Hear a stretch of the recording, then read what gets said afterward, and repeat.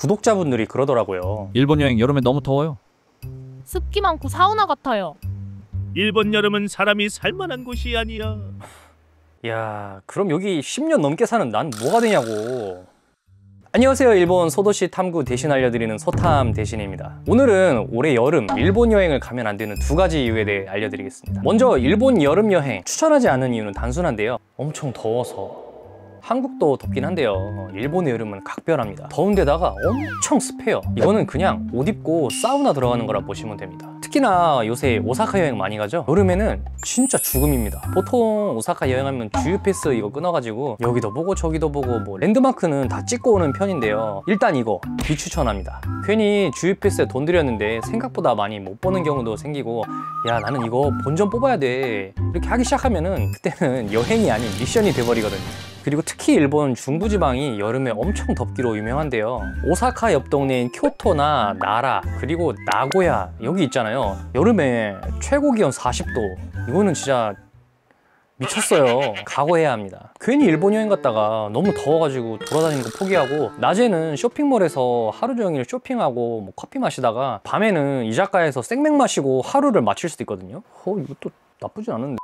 그리고 올여름에 일본 여행을 비추천하는 두 번째 이유는 바로 지진인데요. 올해 7월에 대지진이 일어난다, 뭐 그런 예언? 소문도 막 떠돌아다니고 있죠. 일본에 사는 사람들은 뭐 이게 뭐 일상생활이라 지진이 많은 곳에서는 한 달에 몇 번도 뭐 진도 3, 4 정도로 이제 흔들리는 거는 어느 정도 익숙한 부분은 있겠지만, 이게 또 엄청난 대지진이라면 또 얘기가 다릅니다. 먼저 난카이 지진 같은 경우는 역사상 100년 주기로 한 번씩 크게 생기는 지진인데요, 저번 난카이 대지진이 1946년 이 쇼와 대지진 이후로 벌써 80년이 지났다고 합니다. 일본 정부에서도 30년 안에 대지진이 일어날 확률이 80% 이상으로 예측하고 있고요. 먼저 이 난카이 대지진이 일어나게 되면 최고 30만 명의 사망자가 발생하고 1경이 넘는 이 경제 피해로 인해서 완전 복구하는 데까지 20년이 걸릴 수도 있다고 할 정도인데요, 뭐 오는 지진은 막을 수 없지만 이 피해를 최소화하기 위해서 건물의 내진 설계라던가 뭐 위성 통신망 구축, 지진 시에 이 피난처 같은 것도 충분히 준비해서 꾸준히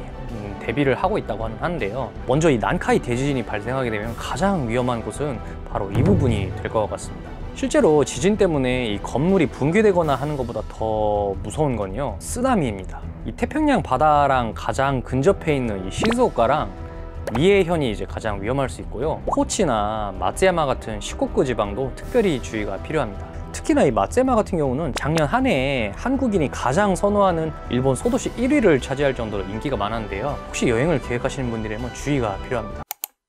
그리고 대도시 같은 경우는 큰 지진이 발생하게 되면 뭐 집안이 무너진다거나 건물이 붕괴할 리스크도 있고, 대도시 같은 경우는 사람이 많다는 건 대피하는 것도 쉽지 않다는 문제가 생기게 되는데요, 특히 오사카 같은 경우는 이 하늘길이 간사이 공항을 이용해서 입출국을 하고 있는 사람들이 많은데요, 여기가 원래 공항 부지가 있던 게 아니라 바다를 매립해서 만든 간석지라 지진이랑 침수에 취약할 수밖에 없습니다. 또 지진 아니어도 한때는 폭우로 인해서 잠겨가지고 비행기 운행이 일시로 중단된 적이 있을 정도로 간사이 공항이 자연재해의 영향을 많이 받는 편이기 때문에 혹시 일본 여행 계획 중에 나는 좀 지진이 좀 걱정된다 하는 분들께는 오사카는 솔직히 비추천하는 곳입니다. 그리고 만약에 여행 중에 지진이 났다 싶으면은 일단 바닷가랑 떨어진 높은 곳으로 피난하는 게 가장 좋고요, 그리고 주변에 이제 건물이 적은 공원 같은 거 있잖아요, 공터 같은 곳으로 피난하는 게 가장 좋습니다. 그래서 대부분의 학교들이 피난처 역할을 하는 곳이 많으니까 참고하시면 좋을 것 같고요. 그리고 또 일본이 또 현금을 많이 쓰는 나라로 잘 알려져 있는데요, 만약에 지진으로 정전되거나 통신망이 마비되잖아요, 그러면 신용카드도 안 되고 뭐 ATM도 목통이 될 수 있거든요. 그래서 최소 여행 경비 제외하고 한 5만 엔 정도는 비상금으로 챙겨가시면은 만약의 경우에도 어느 정도 대응이 가능하지 않을까 싶습니다. 그러면은 이번 여름 휴가 때 저는 일본 여행 못 가나요? 하는 분들을 위해 두 군데 추천해 드릴 건데요, 첫 번째는 삿포로가 있는 홋카이도입니다.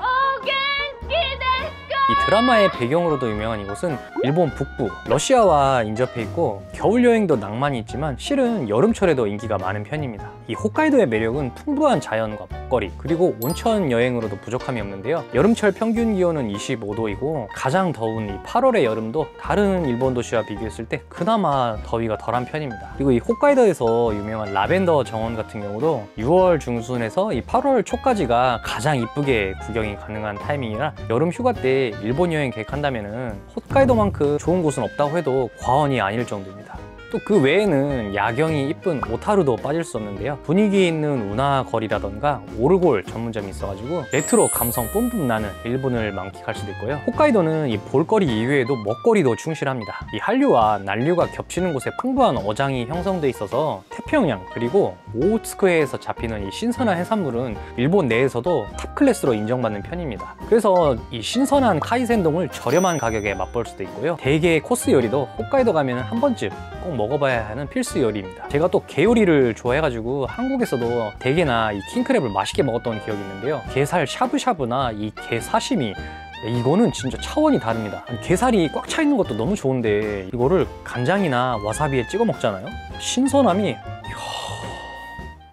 그리고 또 올여름에 추천하는 또 하나의 관광지는 토야마인데요. 아마 이 토야마를 처음 들어보신 분들은 많겠지만 이렇게 생긴 일본 관광지 한 번쯤은 보신 적 있으실 겁니다. 알펜루트라는 이름으로도 잘 알려져 있는 이곳은 이 다테야마라는 산 위에 위치해 있어가지고 압도적인 이 자연 경관을 자랑합니다. 일본 최대 규모의 댐인 이 쿠로베 댐이라던가 로프웨이 위에서 보는 대자연은 많은 여행인들의 버킷리스트 중 하나로 꼽힐 정도로 추천드리는 곳입니다. 이 사진과 같은 이 설벽을 구경할 수 있는 봄철이 가장 성수기이지만 여름철 기온 같은 경우도 15도에서 20도 사이이기 때문에 여름철 피서 여행으로 많이 찾는 곳이 바로 이곳 다테야마이고요. 게다가 다테야마에서 조금 떨어진 곳에 위치한 스와호수 그리고 다테이시 공원 같은 경우도 이 광활한 산과 자연을 한 몸으로 느낄 수 있는데요. 여러분 다 아시는 애니메이션인 너의 이름은 있잖아요. 여기 배경이 바로 이곳 스와호수 근처입니다. 애니에서도 솔직히 엄청나게 예쁜 이 배경 연출로 저 기억에 남아있는데요. 특히나 여기는 해질 무렵 노을 배경이 인상적이고요. 여기서 매년 8월 15일에 열리는 불꽃 축제는 한번 보면은 진짜 평생 잊을 수 없는 안주거리가 되지 않을까 싶습니다. 그런데 산 위에 이런 관광지가 있다?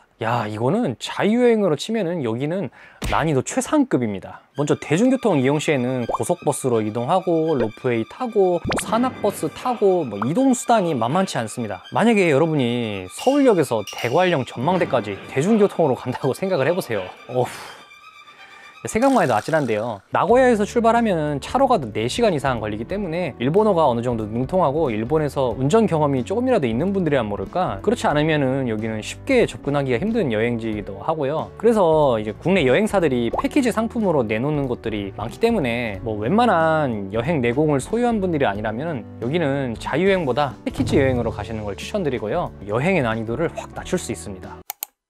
평소 가는 일본 여행이 도톤보리나 남바 같은 흔히 말해 이 명동 스타일 같은 여행도 나쁘지는 않지만 온천이나 자연과 함께 즐기는 일본의 이 이색 여행지도 색다른 경험이나 또 다른 이 여행의 재미를 느낄 수 있기 때문에 일본의 이곳저곳을 구경하고 싶은 분들은 저희 채널 내에 일본 소도시 여행 영상 참고하시면 좋을 것 같고요. 구독과 좋아요, 알림 설정까지 눌러 놓으시면 알찬 이 여행 정보와 함께 더 많은 영상으로 또 찾아뵙겠습니다. 소리자 바이니.